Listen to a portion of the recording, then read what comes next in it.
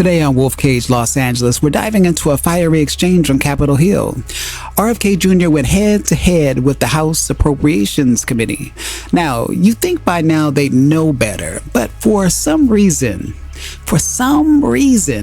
Democrats walked in thinking they could trip him up like he was some sort of amateur off the street, some guy with a famous name but no substance. But here's the truth. RFK Jr. has a deep, battle-tested understanding of health policy, of government bureaucracy, and most importantly, the grip the pharmaceutical lobby has on Washington. This isn't guesswork for him. It's decades of legal and investigative work. But these politicians, they came in with sound bites and grandstanding, hoping to confuse the public and smear a man who just might blow the doors off of their money machine. Think about it.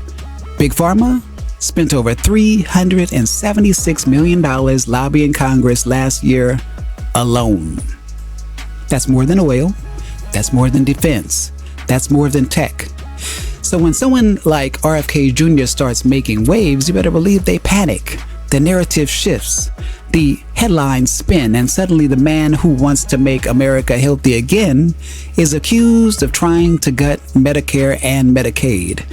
Even Bernie Sanders, yes, Bernie Sanders, is now stepping up to protect programs from changes that haven't even been proposed. Why? Because their number one tactic isn't debate, it's confusion. Convince the American people that a reformer is a threat. Scare people into clinging to a broken system. It's psychological warfare dressed up as politics. And speaking of broken systems, let's talk about California, because you already know if there's political chaos brewing, Gavin Newsom is not far behind. Word is he's about to announce another multi-billion-dollar budget deficit. The third year in a row. That's despite having the highest state income tax in the nation in a budget that once ballooned over $300 billion. Where is the money going? Certainly not into fixing our streets, certainly not into cleaning up our cities or reducing crime. But don't expect the mainstream media to press him on that. They're too busy polishing his image for a potential presidential run. This is political theater, California style, and the audience is paying for it in taxes, is paying for it in regulation, is paying for it in mass exodus. So while RFK Jr. fights to fix national health policy, California's leadership is busy burning money and burying the truth. And that's why we have to pull back the curtain on these things and ask the tough questions and say what the corporate media will not. If you're tired of being lied to, if you're ready to build a nation for the people, not the politicians, hit that like button. Share this with your people and stay locked in, because we are just getting started. Now, let's break down the RFK testimony clip by clip so you can see for yourself who's speaking the truth and who's playing games. There are $235 billion in tax breaks for the top 0.2%. Do you think that makes sense when that same bill would throw 13 million people off of Medicaid? Should we give tax breaks to billionaires and throw kids and others off of Medicaid? You're conflating the congressional bills with proposals from the president. The president No, I'm talking about the congressional bill. I'm talking about the bill, the reconciliation bill. I mean, the president is not trying to do tax cuts for billionaires. He's trying to have no tax on tips and no tax for $235 billion by how many billionaires do you know that are making overtime or making any part of the $235 billion. Look, it's a big bill. There are a lot of provisions in it. But you cannot deny the top 0.2% will get $235 billion in tax breaks while we cut Medicaid. Let's be real. The Democratic Party isn't about the people. It's about power. It's about influence. And it's about wealth. It's funny because they posture as the party of compassion. But behind closed doors, it's all about preserving their grip on the system, no matter the cost. And if you think they've read any of RFK Jr.'s work, like that masterpiece, The Real Anthony Fauci, think again. Now, it's not that these folks are uninformed. It's that they're willfully blind. Kennedy is not some fringe outsider stumbling through policy. He's been researching the Department of Health and Human Services for decades. He's been on the ground. He's been in the courtrooms and on the record, naming names and tracing money. That's why it was almost laughable if it weren't so serious when Democrat Mike Simpson tried to challenge RFK Jr. on fluoride. You could see it plain as day. Simpson had no clue as to what he was talking about. But Kennedy has receipts, scientific papers, legal battles, a timeline. Now, I know many of you watching already know the truth about fluoride. Fluoride in our drinking water is not the health miracle it was once sold as. Multiple studies, even from Harvard, have linked high fluoride consumption to lower IQ in children, to thyroid disruption, to skeletal issues. It's not a conspiracy. It's not something we're trying to figure out. It's proven data. And if you're someone who takes your health seriously, you probably stopped drinking tap water a long time ago. Now check out this clip and see how RFK Jr. handles it. Calm, informed, and laser focused. If you are successful in banning fluoride, I noticed you congratulated Utah and Florida, I think, for banning it. That's up to them. They can do what they want. But we better put a lot more money into dental education because we're going to need a whole lot more dentists. I think that, Marty McCary's concern with ingestible fluoride is that the emerging science shows the benefits to fluoride to cares and to cavity prevention comes from topical exposures rather than it was once thought that it was systemic, that if you ingested it, that the benefit came from that. We now know that virtually all the benefit is from topical, and we can get that through mouthwashes, we can get through fluoridated toothpastes. A National Toxicity Program issued a report in August, a meta-review of all the science that now exists on fluoride, and showed a direct inverse correlation between fluoride exposure, dose-related, and lower IQ. It's an issue that we have to all be concerned with. We want high IQ kids. Mr. Hoyer, right now. Mr. Hoyer. I appreciate that. I look forward to working with you on it. Okay. Now let's tackle one of the biggest lies that's making its rounds, and it's spreading fast. I see it all over Instagram, all over TikTok. The claim that Trump is cutting Medicaid for kids, the sick, and vulnerable Americans. You've seen this all over the headlines. You've heard emotional appeals. But here's the truth they're not telling you. It's not true. The only Medicaid cuts happening right now are targeted at fraud and illegal use. We're talking about over 1 million people who are double dipping, claiming both Medicaid and Obamacare subsidies, which is flat out illegal.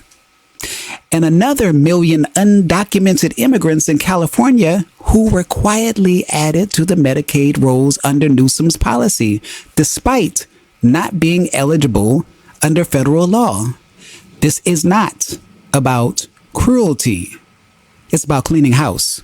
It's about cutting waste, restoring accountability, and making sure Medicaid goes to actual Americans in need, not illegal recipients or bureaucratic loopholes.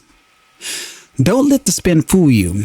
Follow the numbers, not the narrative. So do you disagree with the cuts that are being proposed for Medicaid right now? Oh, the cuts to, this is I don't know if you understand this or whether you're just mouthing, the Democratic talking points.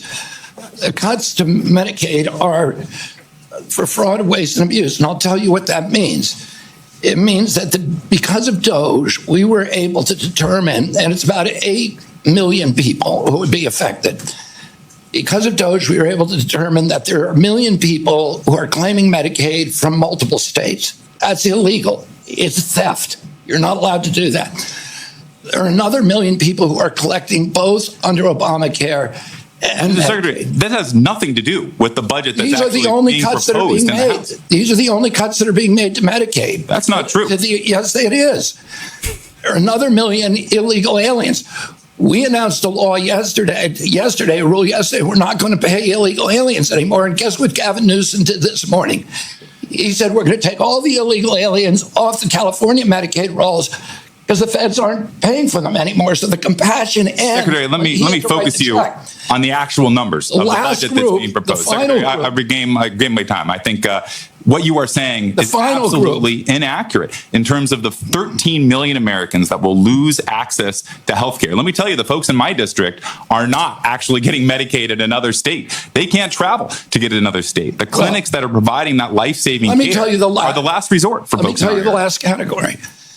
Last category is adults who are able-bodied, who refuse to look for a job, to volunteer, to get a job, or to show that they are or to take a part-time job. I agree with them. That is absolutely not true. The vast majority of folks in a community like mine who are on Medicaid are working. They want to work. People want to be able to make sure that they're in no danger of losing their Medicaid. That's just not true. We've seen it time after time, including in Arkansas and Florida and other states, that when you put more red tape, yes, but we've seen this chapter before. When you put more red tape in front of people actually getting that life-saving care, you're going to prevent people from accessing health insurance and being able to go see a doctor. Medicaid is for poor children.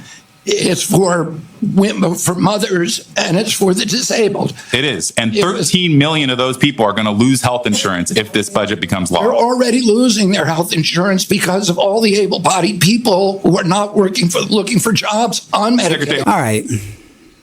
Let's shift gears and head on back to California. You guessed it, Gavin Newsom. This man is about to announce yet another multi-billion-dollar budget deficit. And what makes it even worse is just last month, he stood in front of the cameras and told us that he only needed 3 to 4 billion more to plug the hole. And he got that.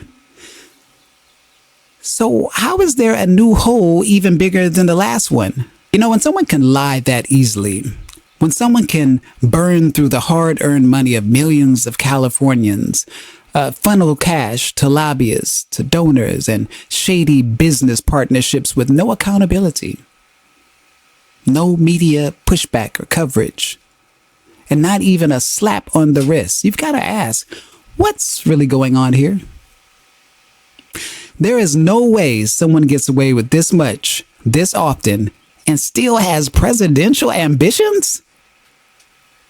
Unless the game is rigged. And make no mistake, it is. The governor is expected to announce the state will have to grapple with a budget shortfall in the billions. We don't have a specific number just yet. Now, he's expected to blame that and future budget uncertainty overall, mostly on the Trump administration and tariffs. Now, ahead of his budget presentation, the governor and Attorney General Rob Bonta today asked a court to put a pause on those tariffs as the state's lawsuit against the Trump administration on that continues. They've been arguing the president overstepped his boundaries by putting broad tariffs in place without congressional approval. The tariffs have impacted the state's ports, exports, and created uncertainty in the stock market. It's also made an impact on the state's taxes, which are major sources of revenue. They've also thrown a wrench into the state spending plan the governor will present tomorrow. Let's not forget, this is the same state here in California. We were sitting on a nearly $100 billion surplus when Gavin Newsom first took office. $100 billion. Fast forward to now. Chronic deficits. Last year alone, California ran a $56 billion shortfall, despite the fact our state constitution legally requires a balanced budget. So someone please tell me, how does he get away with this? How is Newsom not only bending the rules, but breaking the rules, breaking the bank, and still getting glowing press and political momentum. How is this even possible? The truth is, the Democratic machine is imploding, and it's imploding nationwide. But here in California, maybe New York, it's just more obvious, more visible, because these states have been treated like basically test labs for the elite agendas. But I think there's good news. I think there's good news because I can see that people are waking up. And that's always the first step towards taking it all back. A lot of people have, but I haven't given up on California, not one bit. I believe we're heading for a turnaround. Newsom is pulling desperate moves because he feels the pressure. His reckoning is coming, and we're going to keep applying that pressure every day, every show, every vote. That's it for today. I am Wolf Kage, and this was Wolf Kage Los Angeles. Don't forget to like, don't forget to subscribe, don't forget to share. And until the next time, peace.